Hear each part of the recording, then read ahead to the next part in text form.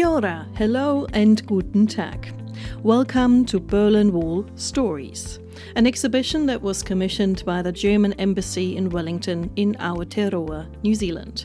It explores the perspectives of 10 unique people and their relationship with the Berlin Wall, a concrete wall that once divided East and West Berlin, and the border strip that ran between the Federal Republic of Germany and the German Democratic Republic.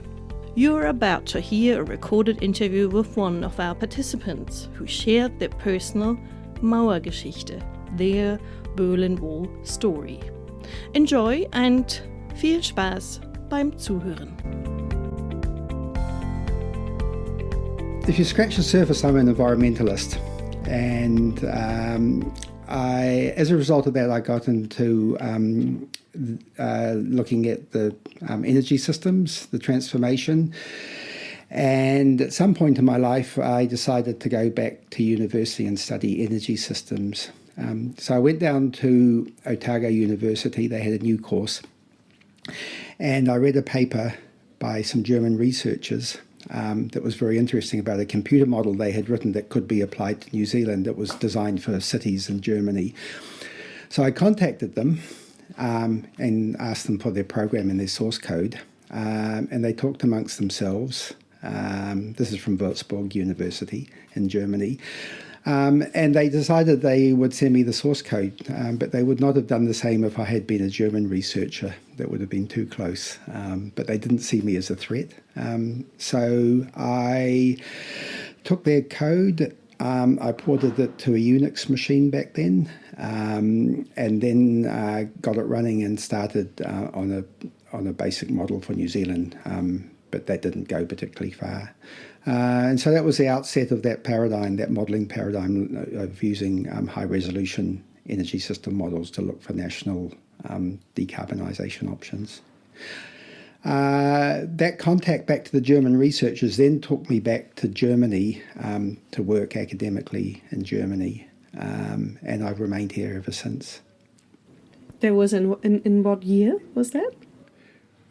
I came here first in the year 2000 at the Technical University of Berlin.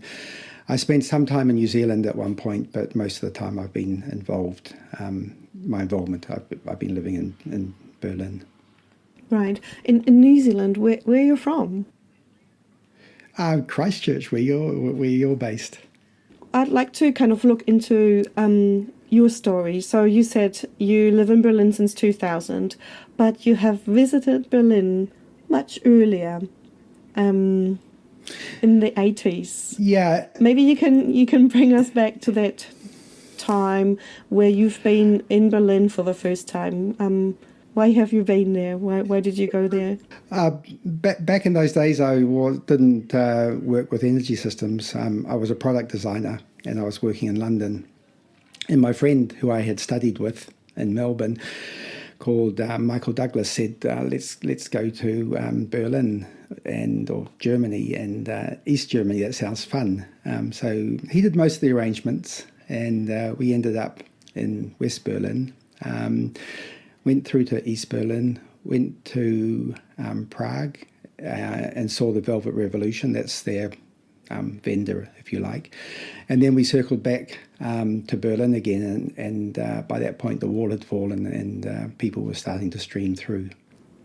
So you were actually there for the fall of the Berlin Wall, or was it earlier? No. When you look at the photographs, we went to Dresden, and I photographed one of the demonstrations, the so-called, I think they were called Monday demonstrations, but it was on a different weekday, where people stood in a line with candles for 15 minutes. The reason we knew that was because when you arrived in Dresden railway station, a woman came up to us and talked to us in perfect English and told us to be down at the city centre at 6 p.m, but didn't say any more and disappeared back into the crowd. So I went down. I had a camera. I had some reasonable equipment. I went down we both went down at that time, and I photographed people holding these candles, and you'll see them on the display boards. It sounds a bit scary that they just give you a time and a place. Yeah, I don't know. When we caught the train from East Berlin to Dresden, I had my camera out, and a security guard came through the train and started yelling "Raus, Raus, Raus." And it didn't take me too long to work out that I was expected to strip the film out of my camera. It was analog cameras back in those days. And so I had to pull the film out of my camera in front of everybody. My friend had worked out what was going on and he had disappeared. I don't know where he went, but he was down the other end of the train at that point. Oh dear.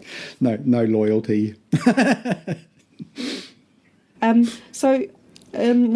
If I understand that right, so you were in West Berlin, and then you two decided to go to the east.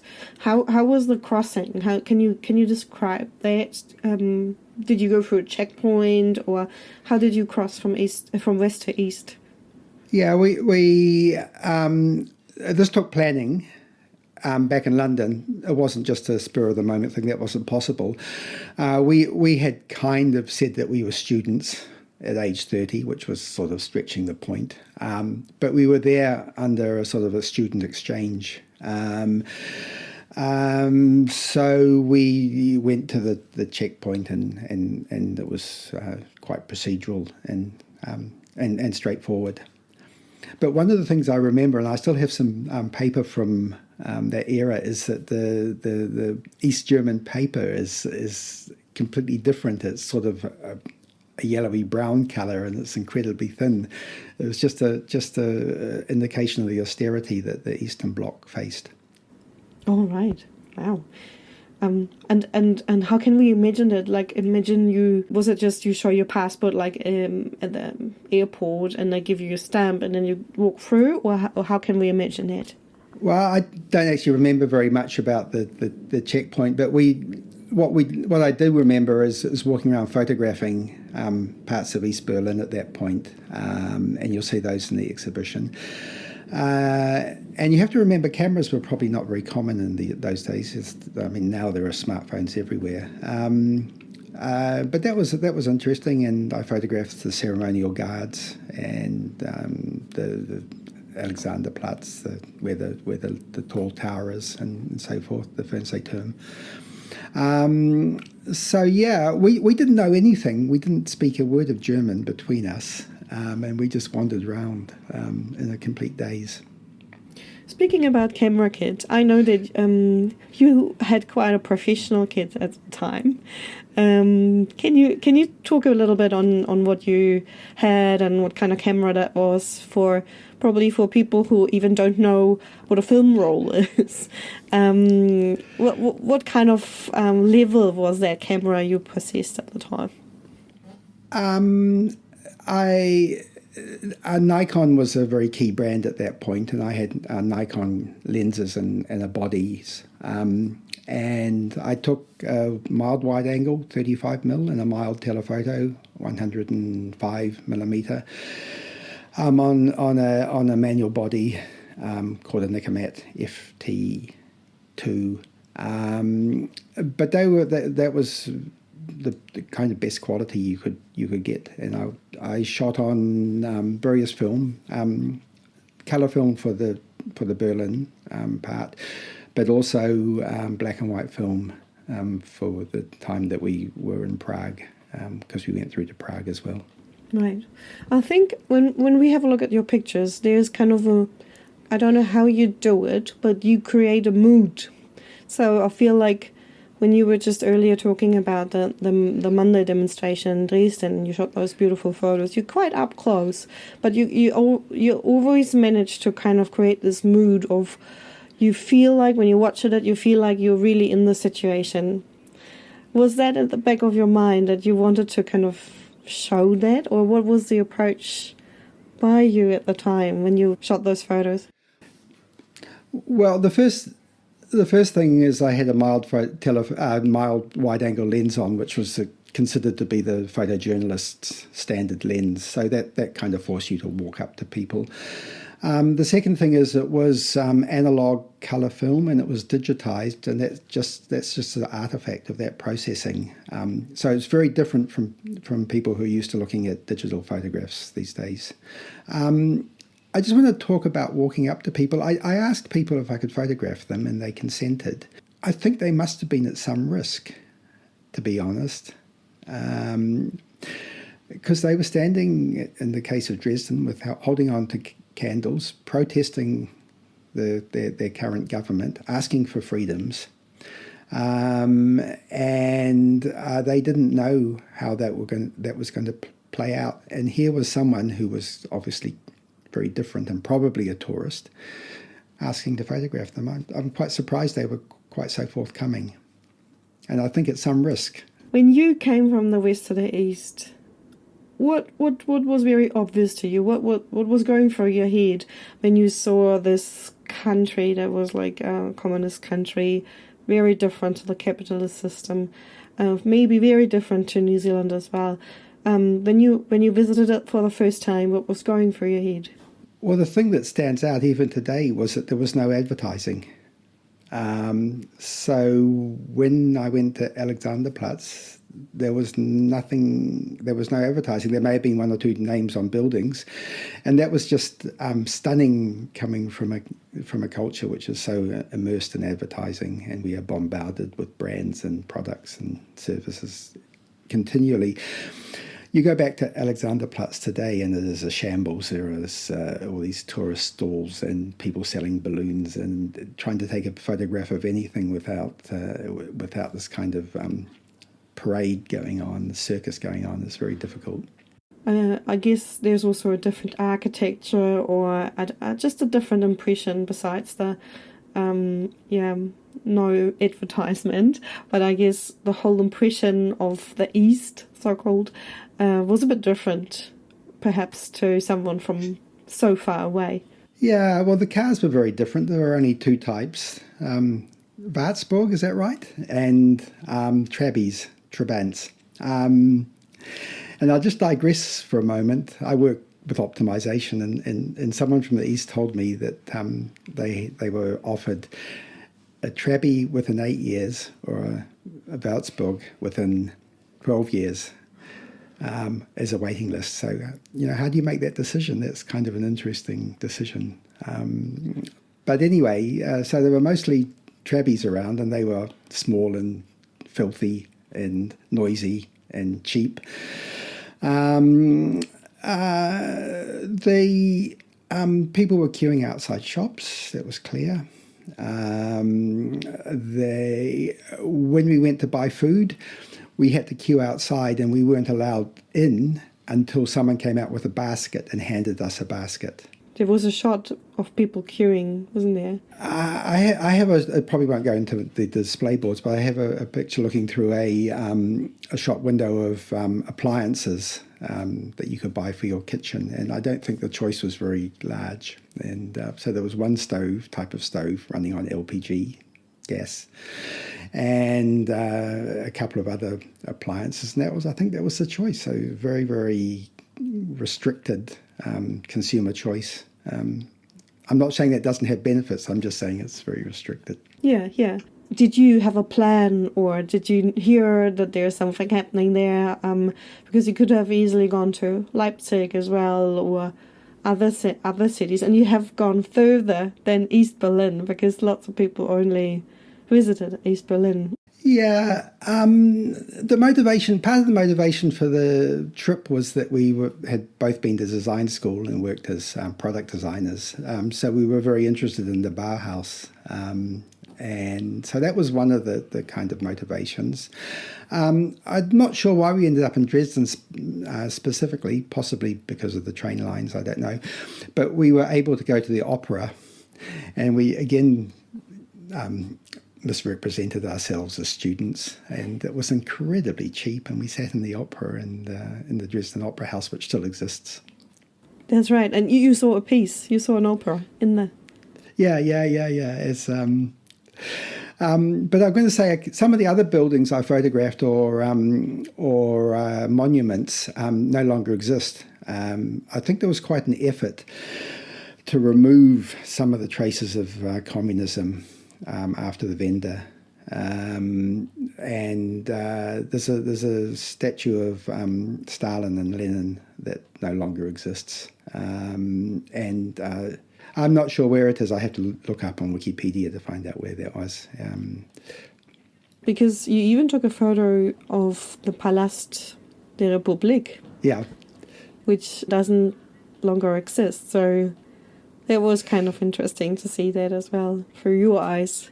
Yeah, I've talked to people a little bit about what the post-reunification Germany was like, and what how the German government in particular reacted, and there was a real effort to bring the East up to some kind of equality level standards with the West. It took about a decade. And showed up, I believe, in quite poor economic statistics for Germany as a whole. So that's sort of an interesting part of the story, but that's not something I witnessed directly. Yeah. I'd like to talk to you about the pictures you took of those people who were Mauergeschichte, like wall woodpeckers, as we call them. They must have been after the wall fell. And then can you take us back to the day where you took your camera and went to that piece of the wall and observed those people, a group of people, and also children? So we had circled back and the wall had fallen, and there was a large hole, and people were being processed and streaming through. And then maybe some pictures show up. The border guards I photographed over the wall looked completely lost at that point. So their experiences must have been quite remarkable too. But when we had circled back, and I still have to sort of check some dates and things, but it was probably a few days after the wall actually fell. West Berliners were busy souveniring bits of the wall, and they had taken hammers and chisels, masonry equipment, and were busy souveniring. And they were doing it with a lot of enthusiasm, so I'm not sure what was going on there. At that point, you could see through the wall. There were two walls actually. There was the main wall where that marked the border, and then there was a death strip, and then there was a secondary wall that prevented the East Germans from walking into the Todesstreifen. Right, and they all wanted to have a little takeaway from this historic moment. How did you hear about the fall of the Berlin Wall, and how did you react? I don't actually remember hearing the news, but if you look at some of the pictures that I shot in Prague, people are busy looking at televisions through shop fronts. So there's repair shops had turned their televisions around, and they were picking up the Free World's broadcast. So I